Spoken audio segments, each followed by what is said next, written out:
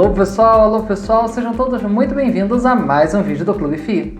E hoje a gente vai conversar sobre o fundo SDIL11, o SDI Rio Bravo Renda Logística. Um fundo que começou lá atrás monoimóvel e praticamente monoinquilino, mas assim como vários fundos sob gestão da Rio Bravo, acabou tendo suas mudanças de regulamento e hoje ele é multilocatário e multiativo. Vamos dar uma olhada? Então, para a gente conhecer um pouquinho mais do fundo, basta a gente vir aqui na página principal do Clube FI e digitar ou um pedacinho do código ou um pedacinho do nome do fundo. Com isso, a gente já vem aqui para a aba Básico, onde a gente vê então que ele é do segmento de logística, que é aquele segmento que cuida de armazéns, centros de distribuição, galpões industriais e assemelhados. Ele começou em novembro de 2012, como a gente está gravando esse vídeo no comecinho de fevereiro de 2020, é um fundo que recentemente completou seus 7 anos de vida. Ele tem como gestora a SDI Gestão, que está desde a fundação do fundo, e depois, posteriormente, também a gestão do pessoal da Rio Bravo, que antes atuava apenas como administrador. Hoje, além de administrador, a Rio Bravo também é gestora, tanto é que inclusive isso levou à mudança do nome do fundo, que era SDI Logística, virou SDI Rio Bravo Renda Logística. Não chegou a mudar o ticker do fundo, o código, que é o SDIL, mas mudou o nome. E hoje ele representa cerca de 1% do IFIX, que é um percentual razoável, digamos assim. Olhando aqui o histórico de cotações, a gente vê que ele foi criado a R$100, né? O IPO dele foi a R$100. Ele manteve valores próximos a isso, porém, todo o período de 2013, 14, 15, comecinho de 16 foi bastante ruim para todos os fundos imobiliários. Praticamente todos apresentaram quedas significativas de cotação. Ele chega a médias aí de R$60. A gente até pode dar um zoom aqui para ver mais em detalhes aqui. Ó, pegando aqui em 2016, etc., passou aqui alguns dias ao redor de 53, 54, 55 reais. Vamos voltar aqui e pegar de novo todo o histórico dele. E como também vários fundos do mercado se recuperaram a partir aí do primeiro trimestre de 2016, hoje ele está girando aí ao redor de 120, 113 reais por cota. Hoje, nesse dia exato que nós estamos gravando, ele fechou em R$114,01. Olhando o histórico de distribuições, a gente vê que a última distribuição dele foi de 52 centavos, que em relação ao valor da cota de hoje dá 0,46%, e nos últimos 12 meses 7,35%, o que dá 6,45%. E que a gente vê aqui o histórico que ele... Se a gente pegar aqui o histórico inteiro, a gente vê que ele distribuía 75 centavos, subiu um pouquinho, caiu um pouquinho. E se a gente olhar mais recentemente, a gente vê que ele, aqui nos últimos 12 meses, olhando o último ano, ele vem distribuindo 64 centavos e nos últimos meses teve uma ligeira queda, que vai ser melhor explicado quando a gente abrir o relatório mensal do fundo. Clicando aqui na aba de valor patrimonial, então a gente vê que o valor patrimonial da cota está em R$ 95,46 e hoje o fundo está cotado em 114. Então, levando em consideração a quantidade de cotas que o fundo tem, o valor patrimonial dele é de R$ 455 milhões e o valor de mercado 543 milhões, o que dá uma relação de preço sobre valor patrimonial de 1,19. E no caso desse fundo, até uma questão, podemos dizer assim, curiosa, interessante, é que muitos fundos esticaram esse indicador de preço ou valor patrimonial nos últimos meses, nos últimos poucos meses. Esse fundo não, ele já tinha esse patamar de 1,2 já há mais de 12 meses. Basicamente, desde o começo de 2019, ele já tinha esse patamar e se manteve. Um pouco mais, um pouco menos, mas se manteve enquanto a gente viu vários fundos onde esse indicador ele disparou. Então, para quem acompanha, para quem se preocupa com a relação de preço sobre valor patrimonial foram fundos que esticaram, né, que ficaram teoricamente caros. E o SDI, Rio Bravo Renda Logística, se mantém no mesmo parâmetro. Hoje, em quantidade de cotistas, são praticamente 30 mil cotistas. Se a gente pegar todo o histórico do fundo, a gente vê que desde 2017, que é quando os fundos passaram a ser obrigados a divulgar essa informação, ele tinha aí menos de 3 mil cotistas e a partir aqui de janeiro de 2019 a quantidade de cotistas cresce de uma maneira bastante importante e sai do começo de 6 mil cotistas no ano e agora em dezembro, que é a última informação que nós temos, 30 mil cotistas. Então se a gente olhar aqui o último ano, a gente vê uma variação de 558% em relação ao primeiro ponto ali do gráfico, que é dezembro de 2018. Quando a gente olha para a liquidez do fundo, um fundo que não tem problema nenhum acerca de liquidez. No mês de janeiro, que foi o que fechou recentemente, uma média diária de praticamente 5 milhões de reais por dia, né? Movimentou ao longo do mês um total de 108 milhões, que dá uma média diária de praticamente 5 milhões de reais. Se a gente pegar o histórico todo, claro, antigamente, 2013, 14 e 15, havia muito menos investidores de FIIs, a liquidez era muito mais baixa. Mesmo assim, para a época, ele até negociava bastante. E, claro, a partir de janeiro de 2019, quando tem o aumento da quantidade de cotistas, o fundo também fez 2 emissões, tudo isso serviu para poder ampliar a base de investidores e, naturalmente, aumentar a liquidez global do fundo.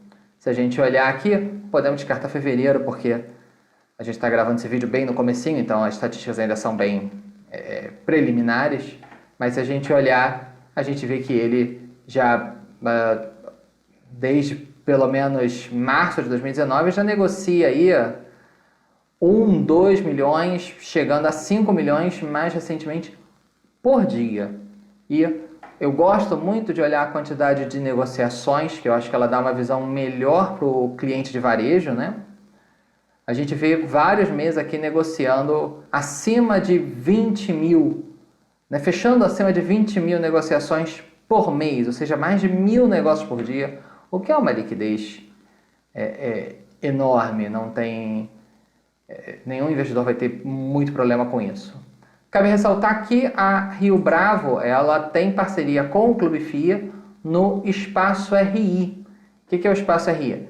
É um espaço onde alguns gestores permitem, né, se abrem para que você possa mandar perguntas. Então, em vez de você mandar um e-mail ou ligar, você pode mandar a pergunta por aqui e, dependendo da pergunta e tudo, a gente também pode ser publicada a resposta. Então, a gente vê, por exemplo, aqui, respondeu em 5 dias corridos, já respondeu a pergunta aqui de um usuário, e a gente pode correr aqui, tem perguntas respondidas até no dia seguinte, mandado num dia fora do horário comercial e logo no outro dia,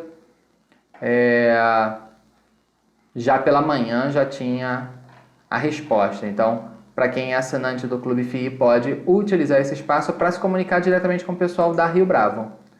E aqui a gente pode então agora ver o último relatório gerencial do fundo, aqui ainda relativo ao fechamento de novembro, que é o último relatório que foi divulgado. Aqui algumas estatísticas que a gente já tratou anteriormente. Eu vou destacar aqui algumas questões mais importantes. Que em junho de 2019 o fundo ele finalizou a 4ª emissão de cotas com uma captação de 125 milhões e por isso o fundo está distribuindo um pouco menos. Esses recursos estão alocados em renda fixa, enquanto o fundo está fazendo as novas alocações. Então é natural que num período desse, até que o fundo consiga adquirir os imóveis, fechar todas as negociações, é normal que haja sim uma redução de rendimentos. Também ele comenta aqui sobre um último fato relevante divulgado em dezembro, da aquisição de um imóvel com recursos dessa quarta emissão, que é localizada em Guarulhos, com área bruta de 23 mil metros quadrados praticamente. Então ele vai ter uma condição de contrato atípico por 18 meses apenas, é um contrato bastante curto, e parte do contrato com locação típica, ambos com uma empresa multinacional. Ainda como a negociação ainda não foi totalmente fechada, o fundo prefere não abrir muitas informações, até para não correr o risco de alguém vir fazer uma oferta para o proprietário do imóvel e coisa assim. Então, às vezes é bom manter isso um pouquinho mais fechado. A estratégia desse contrato de locação atípico curto é porque, na verdade, o fundo quer fazer algumas mudanças no imóvel, algumas benfeitorias. Esse inquilino, que é o vendedor do imóvel, ele está de saída, pelas informações que a gente consegue levantar, e aí o fundo quer aproveitar esse período para poder fazer algumas melhorias, para poder colocar o imóvel de novo no mercado, mas aí com um aluguel mais alto e conseguir extrair mais valor desse imóvel.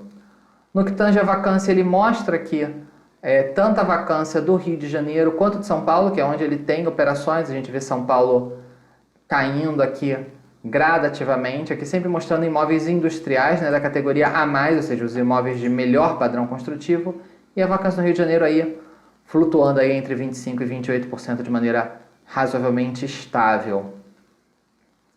Mostra aqui alguns detalhes sobre o resultado e tudo mais. Eu queria mostrar aqui um pouquinho mais à frente, que a gente já mostrou liquidez e tudo mais. Aqui a distribuição geográfica, a gente vê, ele é bem dividido entre Rio e São Paulo, com 54% da sua área no Rio e 46% em São Paulo. E aqui os imóveis. O Multimodal Duque de Caxias, que foi o primeiro imóvel desse fundo, né, adquirido lá em 2012. São contratos típicos. São 2 grandes galpões, mas que são subdivididos em módulos. Então, 4 módulos no bloco A e 18 módulos no bloco B. O International Business Park foi adquirido depois, na verdade é uma área de estacionamento justo ao lado do Multimodal. O Multimodal basicamente ele é ocupado pela BRF, né, uma empresa do ramo de alimentos, né, uma grande empresa multinacional, etc., baseada no Brasil, porém com operações, com vendas para inúmeros países do mundo. E então aqui tem toda uma entrada e saída de caminhões, etc. Porém o terreno aqui não tem área de estacionamento. Então as carretas ficam estacionadas aqui. Esse terreno ele era da própria BRF e o fundo comprou. Então é uma operação de sale and leaseback e a BRF assinou um contrato de locação de 120 meses. Bastante tempo. 10 anos. O One Park foi um imóvel que o fundo, primeiramente na segunda emissão de cotas que o fundo fez, ele adquiriu parte desse imóvel e na terceira emissão ele adquiriu o restante. Então hoje ele é dono de 100% desse imóvel, que está alugado para empresas como a Braskem, a Sherwin-Williams e outras. Tá? Lembrando que ainda existe um galpão em construção nesse terreno, e o fundo ainda tem que pagar 13 milhões e 600 mil reais a ser pago quando todas as condições tiverem sido concluídas. E aqui está então dos valores dos ativos do fundo, né? 2/3 já estão alocados em imóveis e ele tem 1/3 ainda alocado em renda fixa. Claro que agora já parte disso aqui já está sendo alocado naquele imóvel em Guarulhos que a gente viu lá em cima. Os contratos basicamente são típicos, apenas 12% são atípicos e, como é padrão do mercado, contratos típicos são corrigidos pelo IGPM, contratos atípicos pelo IPCA. Não é de nenhuma forma uma regra, é só o que é costumeiro. A gente tem a questão da diversificação geográfica, setores de atuação dos inquilinos, muita coisa concentrada em alimentação por causa da BRF. Aqui o cronograma de vencimentos. Então, pouca coisa para vencer ainda nesse ano de 2020. Um terço aí aproximadamente em 2021, pouca coisa em 2022 e praticamente metade dos contratos estão para 2022 ou mais longos. E aqui ele mostra que o fundo tem uma vacância muito abaixo das suas duas regiões, que é a região de Duque de Caxias, que gira ao redor de 40%, enquanto o fundo está com uma vacância de apenas 3%, e mesmo a região do eixo da Anchieta em São Paulo está com uma vacância de 15%, o fundo está bastante abaixo disso. Aqui ele mostra então que o galpão A do multimodal está totalmente locado para 4 inquilinos diferentes, cada módulo um inquilino. E o galpão B tem 1, 2, 3, 4 módulos dos 18 vagos, todos os demais alugados para a BRF. Então, a vacância desse imóvel é de cerca de 19%, o que é bastante abaixo da média da região, importante lembrar. A parte do estacionamento, claro, é um único contrato com a BRF, então 0% de vacância. E o One Park, totalmente locado, também com 0% de vacância. E quando o fundo, claro, fechar essa negociação em Guarulhos, a vacância vai reduzir ainda mais, porque vai entrar uma área totalmente ocupada, pelo menos por 18 meses. Aqui tem, para a gente concluir então, o histórico, rapidamente, do fundo, que ele foi fundado em 2012, e em dezembro de 2017, a Rio Bravo entrou na gestão. Em abril de 2018, o fundo muda seu regulamento para uma gestão ativa. Outubro de 2018, logo depois, é realizada a segunda emissão de cotas, quando o fundo adquire 62% do One Park. E em dezembro de 2018, ele faz a terceira emissão de cotas. Em abril de 2019, ele adquire o restante do One Park. Em junho de 2019, foi aprovada essa última emissão de cotas. Em relação a essa quarta emissão de cotas, é importante a gente lembrar o seguinte: como parte do valor não está alocado, então não está trazendo o retorno que se espera de um dinheiro que está alocado, porque ele está meramente parado numa renda fixa, provavelmente recebendo CDI ou coisa parecida, as gestoras Rio Bravo e SDI optaram por abrir mão da sua taxa de gestão. Então, apenas o fundo está pagando a taxa de gestão sobre os valores que estão efetivamente alocados nos imóveis. Isso é uma forma de gerar um alinhamento de cotistas, já que o fundo, aquele capital não está gerando o retorno de imóveis de logística, que é a operação do fundo, as gestoras também não recebem remuneração por esse capital. Conforme ele for sendo alocado, a gestora vai recebendo a taxa de gestão sobre cada um desses capitais. Taxa de administração sendo paga sobre o global, mas taxa de gestão apenas sobre o que está efetivamente alocado. E um último aviso: quem de repente já acompanha esse fundo há alguns meses, vai lembrar que ele tinha uma negociação para poder adquirir um grande imóvel, um outro imóvel na região sudeste. Depois o fundo comunicou, alguns mesezinhos depois, que ele estava desistindo dessa negociação, porque nem todas as condições que o vendedor tinha que cumprir, ele cumpriu.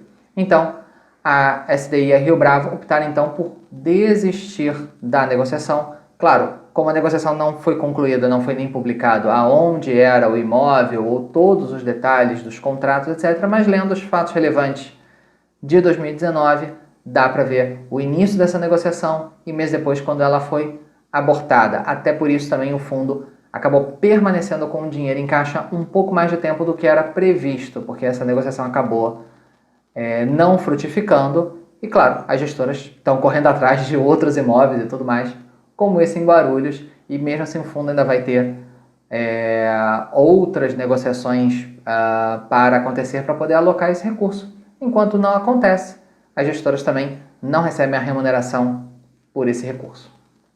Tá bom, pessoal? Espero que vocês tenham gostado. Um forte abraço e até a próxima. Tchau, tchau!